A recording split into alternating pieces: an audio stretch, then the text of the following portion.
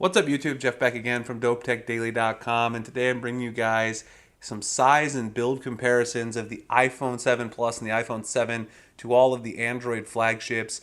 Now, this is my first iPhone video. I didn't do an unboxing for a very specific reason. If you guys noticed on Friday, there were so many unboxing videos on YouTube. I didn't want to flood your inbox with another one. Plus, as you guys know, I mainly do Android phones, so the videos I put out on the iPhone, I really want to try to tie them closely to Android in some way. They're doing some comparisons, talking about the customization of the iPhone. Now, that being said, as much as I do love Android, I also do like a lot of things about these phones, so I'm going to try to give you guys some opinions on these in some upcoming videos. But this video is just directed at one thing, and that's the build and the size of the two phones, because a lot of people watch my channel again for Android stuff. And so if anybody out there is thinking about switching from their Android phone over to one of these two iPhones, you might be interested in how it compares to some of the flagships of 2016 in the Android space, and also how the build quality feels and compares to the Android phones we've seen so far this year. So this video is just going to look at that. I've got, I think, 9 Android phones here that I'm going to show you guys, maybe 8 Android phones plus last year's 6S Plus, which I have, and just sort of do a quick comparison. So here I have the boxes. You guys have already seen what's in there. I just want to show you the colors that I've gotten so far. This is the Rose Gold 7 Plus. This is the Matte Black 7. And I picked up the Rose Gold 7 Plus for my fiance. I ordered a Jet Black 7 Plus for myself, and the 256 gigabyte hasn't come in yet, so that's why I don't have my 7 Plus. I'm using hers for the review. This is the 128 gigabyte variant, and this is the 32 gigabyte variant of the 7 in the matte black, which I'm going to give to my mom after I finish the review. So again, you guys know what's in the box. Check out an unboxing video from one of the other big guys. I'll link them below if you haven't seen it yet, but I'm sure you have. All right, so the build, just an overall quick overview. One thing that Apple did, let me bring in my other iPhone from last year, the iPhone 6S Plus here. You guys notice one thing Apple did is they moved the antenna lines to the sides. I like that. I think it gives it a nice clean look. Definitely makes the phone look better overall. You don't have the S logo anymore, of course, because it's not an S year for the S series. Some people might argue that and say in terms of the upgrade it actually is. You got the dual camera instead of the single camera on the old phone. Not a lot has changed otherwise in the terms of the overall look and feel. You can see the side profile. The phones are still approximately the same thickness. You still got a button, you still got a SIM tray in the same spot. And on the side profile, you can actually see the antenna lines still in the same spot on that side profile. And then around front, if you look at the front, there isn't that much that's changed in terms of the overall build. Again, that's all I'm really talking about here. Of course, you can see the different colors that I have. But the main thing that's changed is the overall functionality of the home button. Now with the home button, this is not a physical actual button anymore. It doesn't make a mechanical click. It's actually more of just a haptic feedback sort of thing. You don't actually get a physical click. Now for some people, that's going to take some getting used to. Personally, I took about 24 hours to get used to it, and I was perfectly fine. So in terms of the build comparison to last year, there isn't that much that's changed. I do think the overall physical appearance of the antenna lines on the sides looks a lot better. And so far, I am liking the non-mechanical home button. I think it's going to hold up better in the long run, and getting used to it didn't take that long.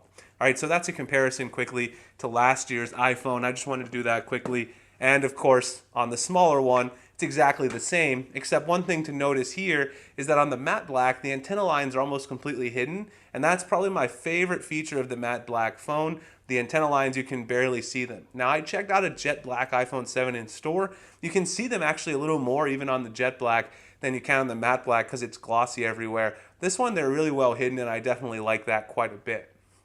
All right, so now I'm going to compare the size of each of these guys. I'm first going to compare the iPhone 7 Plus to some of the bigger Android phones.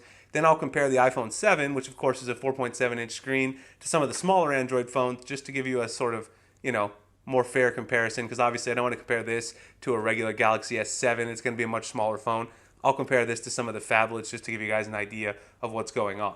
So of course, the phones that come to my mind when comparing the iPhone 7 Plus, first, the phone that I've been enjoying quite a bit over the last few weeks, that is the Moto Z Force Droid. Now, of course, this phone has the modular system, so in terms of the overall build, how beautiful the phone looks in that one-on-one comparison, I'd say the iPhone wins hands down. It's just got a more clean design, but of course you do get functionality with those mods. Overall, you can see the iPhone is a bigger phone, even though they both have a 5.5-inch screen.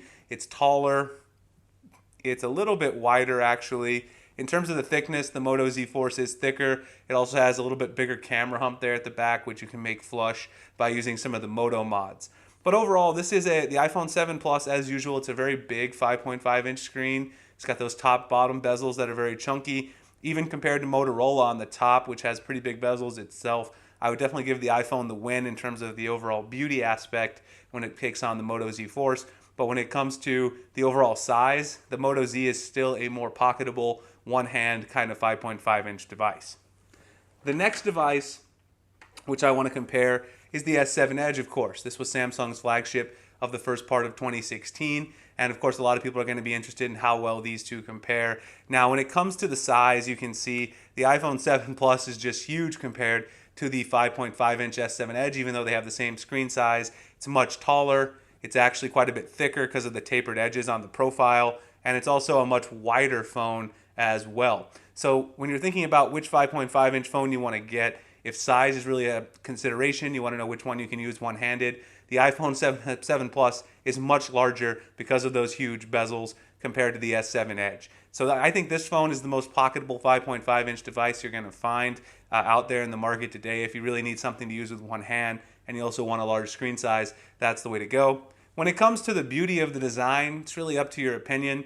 I prefer the S7 Edge because I like the glass back personally, but they're both very, very nicely designed phones. I think the fact that the S7 Edge has a flatter camera module while the iPhone still has this pretty sizable camera hump there in the top corner, that's something that makes a difference to me. So I would give the Edge in terms of the aesthetic value to the S7 Edge. But again, that's mainly an opinion. The next one, of course, the phone of the day, the Galaxy Note 7 when it comes to Android. Of course, so many issues with this, with the recall. Mine's still sitting here turned off, not using the phone. I just want to show you guys a size comparison. I'm waiting for the replacements. If you guys didn't hear, the replacements are coming in this week by the 21st. CPSC announced that earlier this week. You can see here, the Note 7 is actually a 5.7-inch screen. It's actually a bigger screen size, but as you can see, it's actually smaller in terms of its height than the 7 Plus, which has a 5.5-inch screen. And if you look at the width, the 7 Plus, the iPhone 7 Plus is actually wider than the Note 7, even though the Note 7 has a bigger screen. And in terms of the side profile, the thickness, they're around the same. Again, I think in terms of the beauty of design, that's really up to you, which one you prefer. I'm going to go with the Galaxy Note 7 because I prefer the glass back. I also like the coral blue look here. And again, it's got that flat camera module, whereas you've got that protruding camera module on the iPhone 7 Plus. Again, it's really an opinion of glass versus metal, which build you prefer, but I'm going to go with Samsung in this case. Next, let me compare the smaller iPhone. So that's all the phablets I have. Let me compare the smaller iPhone 7 to a few of the smaller Android flagships of the year. The first one, of course, being the Galaxy S7. The S7 right here, a 5.1-inch phone. You've got the gold one here from T-Mobile versus the 4.7-inch iPhone 7. And you can see, expectedly, the Galaxy S7 is a little bit taller, but not that much taller, considering it's got quite a bit bigger screen. The Galaxy S7 is also a little bit wider, which you would expect because it does have that bigger screen. And they're pretty similar in thickness. I'd say the Galaxy S7 a little bit thicker. Again, you do have this camera that's kind of flush there. You've got a little bit of a camera bump on the smaller iPhone 7. Not nearly as sizable or noticeable as the dual camera on the iPhone 7 Plus, though. In terms of the aesthetic, again, I like the glass from Samsung, but I love this matte black. It blends in the antenna lines. I would say I'm almost equal. I kind of like this all black look on the smaller iPhone 7. I think these two designs are equally beautiful in my personal opinion. The next one I want to show you guys is the HTC Ten. So of course the HTC Ten was also another big Android phone released earlier this year in around that 5-inch category. We do expect it to be bigger than the iPhone 7 because of course it does have a bigger display and it is taller, thicker. It's got a camera hump there on the back, a little bit more protruding than the one on the S7, around the same as the iPhone 7. And then of course you've also got a little bit thicker there as well, a little bit wider as well, what you'd expect. So in terms of beauty, again, it's more of which one you prefer. I think the iPhone 7 looks a little bit better. Personally, I don't like the huge thick chamfers. I like it makes it easier to hold, but I don't necessarily like the appearance that it gives to the phone. It does make it a little easier to hold for its size, but still the 4.7-inch iPhone 7, very, very easy to hold and pocket in hand. And then the next one, the other big Android OEM, which is LG. I hate to do this comparison because you guys know I was not a big fan of the G5's build, but just to show you the size, The LG G5 is taller, of course. It's got a bigger screen again, and it's going to be wider and a little bit thicker than the iPhone 7.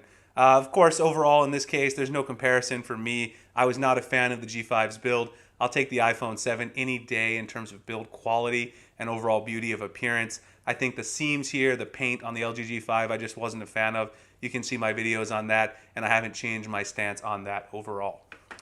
So those are all the big ones that I wanted to do, the big Android flagships of this year, comparisons for the iPhone 7 and the 7 Plus, just to tell you sort of my opinions on what they look similar to and also what the size looks like, and to tell you sort of how I feel about the aesthetics of the phone. So if you guys have any other questions, you want me to do any other size comparisons, I can. I got a bunch of mid-range Android phones as well, which I can pull out, but I just wanted to do the flagships in this video. Also tell you guys that I do love the build on these iPhones overall. Find both of them really nice. I think this is the first year that I'm actually liking the smaller one a little more than the bigger one, and I will get into some reasons for that in my next video where I talk about my 48-hour impressions of these two phones. I'll also have some top tips on what you can do to customize your iPhone. Obviously, you can't do quite as much as on Android, but we'll see what we can get done to customize these as much as possible. All right, guys, if you enjoyed this video, please like and subscribe. I really appreciate it. It helps out the channel. You guys can find me at dopetechdaily.com, Google+, Instagram, and Twitter at the links in the description. I appreciate you guys watching this video, and I'll see you in the next one. Thanks a lot for watching.